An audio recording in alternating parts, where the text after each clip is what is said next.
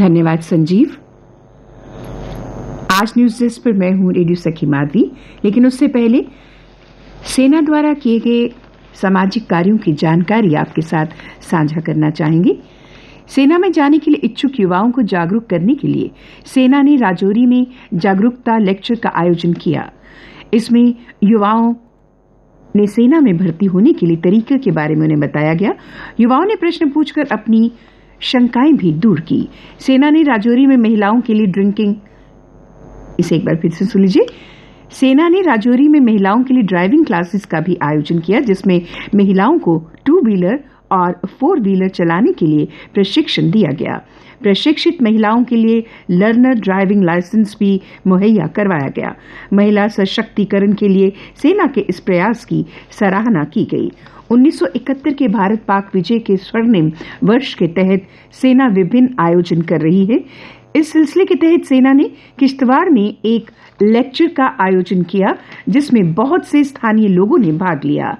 स्थानीय लोगों ने बच्चों को भारत के स्वर्णिम इतिहास के बारे में जानकारी देने के लिए धन्यवाद दिया और सेना के इस प्रयास की सराहना भी की।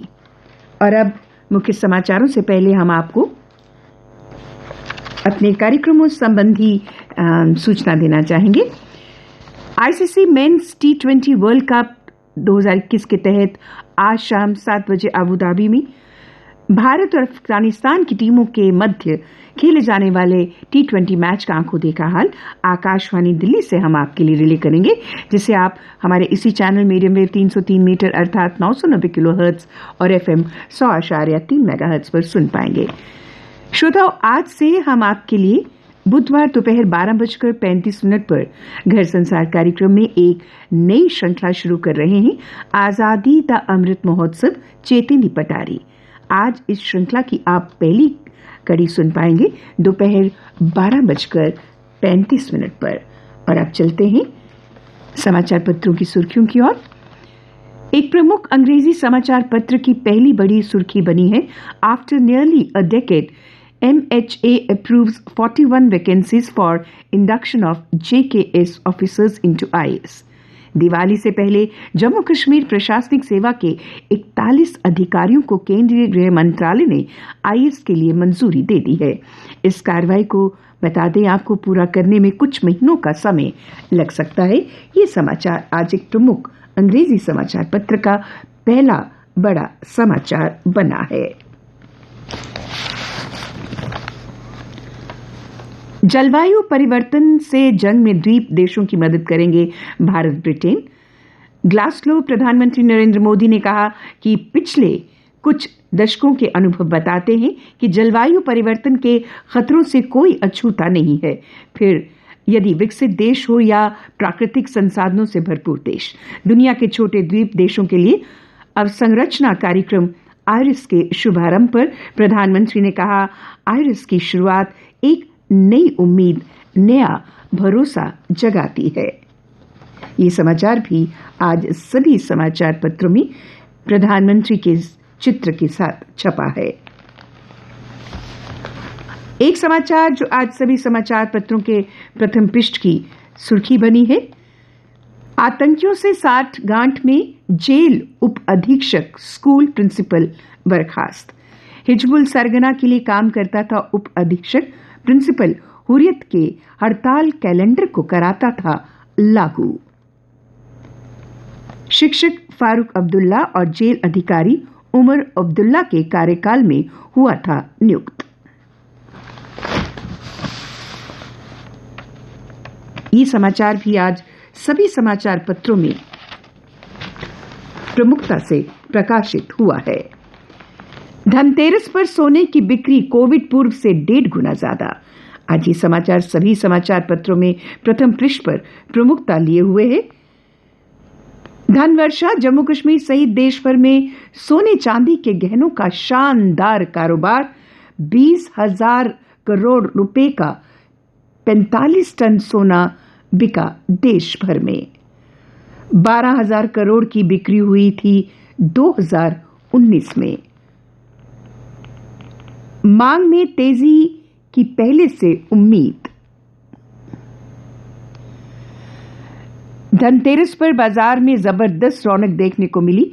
जम्मू कश्मीर सहित देश भर में सोने चांदी के गहनों का शानदार कारोबार हुआ। 150 टन तक होती थी बिक्री। आईजी के महासचिव सुरेंद्र मेहता ने बताया कि सोने की बिक्री के सुधार के बावजूद काफी कम है। पहले के वर्षों में धनतेरस के दिन 100 से 150 टन तक सोना बिक जाता था। आज ये समाचार सभी समाचार पत्रों में सचित्र प्रकाशित हुआ है। हिमाचल में भाजपा का सुपड़ा साफ, बंगाल में भी मिली मात। हरियाणा, महाराष्ट्र और कर्नाटक में भी भाजपा की हार। महंगाई और वितरपात से हारे। उपचुनाव के ये समाचार सभी समाचार पत्रों में प्रमुखता लिए हुए हैं। अजीत पवार की 1000 करोड़ की संपत्तियां जब्त। आयकर विभाग ने महाराष्ट्र के उप मुख्यमंत्री के खिलाफ की कार्रवाई। अजीत पवार ने किया था नियमित रूप से आयकर भरने का दावा। साबित करना होगा संपत्तियां आय के वैध स्रोतों से खरीदी गई थी। अक्टूबर में पवार एवं उनकी 3 बहनों के ठिकानों पर विभाग ने की थी छापेमारी। इन्हीं छापेमारी से मिले थे सुराग और उनके आधार पर जब्त की गई संपत्तियां। ये समाचार भी आज सभी समाचार पत्रों के प्रथम पृष्ठ की सुर्खी बनी हुई है। जम्मू और श्रीनगर में ग्रीन पटाखे ही चला सकेंगे। जम्मू कश्मीर में प्रदूषण पर नियंत्रण के लिए दिवाली के दौरान जम्मू और श्रीनगर शहर में केवल ग्रीन पटाखे चलाने के निर्देश जारी किए गए हैं। रात 8 बजे से 10 बजे तक यानी केवल 2 घंटे तक की जा सकेगी आतिशबाजी। नियम तोड़ने पर होगी कार्रवाई। उल्लंघन पर पुलिस अधिकारी उत्तरदायी।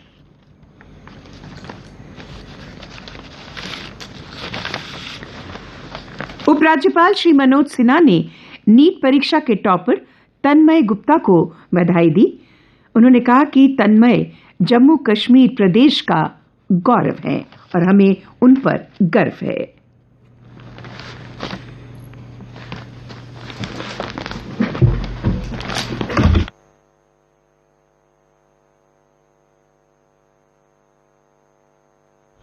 और अब कुछ अन्य समाचार। पुंछ हमले में आतंकियों का मददगार गिरफ्तार।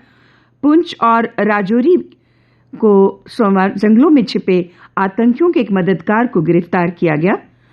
भाटूरिया का रहने वाला यासिर अराफात उन 3 लोगों में शामिल है जिन्हें पुलिस ने नेपाल के काठमांडू से सऊदी अरब जाते हुए हिरासत में लिया था। अनिल देशमुख को 6 नवंबर तक ईडी की हिरासत में भेजा। महाराष्ट्र के पूर्व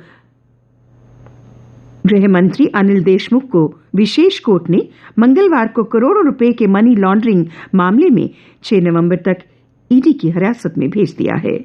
देशमुख की जेजे अस्पताल में चिकित्सा जांच के बाद अतिरिक्त सत्र न्यायाधीश पीबी जाधव के सामने पेश किया गया। फिर उग्र होने लगा कोरोना। 2 की मौत, 110 नए मामलों की पुष्टि। मरने वालों का आंकड़ा पहुंचा 4,438। होम क्वारंटीन में 6,208 लोग। प्रदेश में बढ़ा डेंगू। 64% मामले जम्मू से। जम्मू कश्मीर में डेंगू के मामलों में लगातार बढ़ोतरी हो रही है। प्रदेश में अब तक मिले कुल 993 मामलों में जिला जम्मू से ही 64% हैं। जम्मू में मंगलवार को 33 नए मामलों के साथ आंकड़ा 639 तक पहुंच गया। अब एक नजर खेल के पन्नों पर। अफगानिस्तान के खिलाफ जीत की राह पर लौटने उतरेगी विराट सेना। T20 विश्व कप जीत से बंधी है उम्मीदों की डोर। टीम संयोजन रहेगा अहम। चौथी जीत के साथ पाकिस्तान सेमीफाइनल में। नामीबिया को 45 रन से रौंदा। रिजवान बाबर ने लगाए अर्धशतक।